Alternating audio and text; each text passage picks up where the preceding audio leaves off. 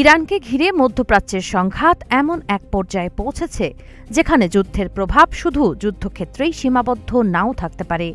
বিশ্ব অর্থনীতি ও জ্বালানি বাজারে বড় ধরনের ধাক্কা দেওয়ার মতো একটি পদক্ষেপের আশঙ্কা তৈরি হয়েছে।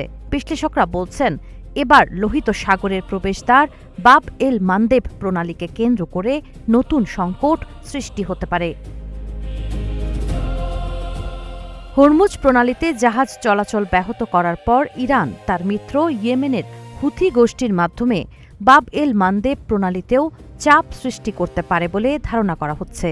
এই প্রণালীটি লোহিত সাগর ও এডেন উপসাগরকে যুক্ত করেছে এবং সৌদি আরব সহ মধ্যপ্রাচ্যের তেল রপ্তানি ও বৈশ্বিক পণ্য পরিবহনের অন্যতম গুরুত্বপূর্ণ সমুদ্রপথ।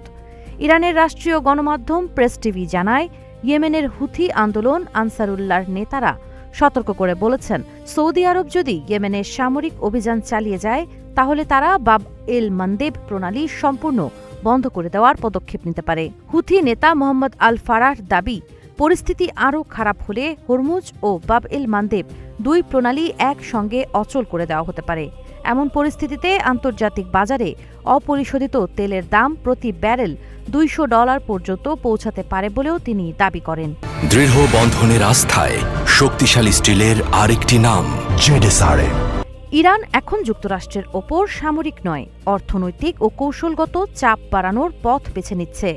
হরমুজ যদি তেহরানের সবচেয়ে শক্তিশালী কৌশলগত অস্ত্র হয়, তবে বাব এল মান্দেব হতে পারে সেই চাপ আরও বাড়ানোর পরবর্তী ধাপ, বলছেন বিশ্লেষকরা।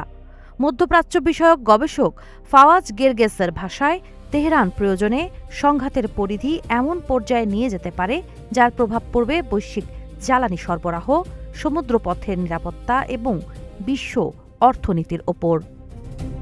সাবা খান, নাগরিক প্রতিদিন।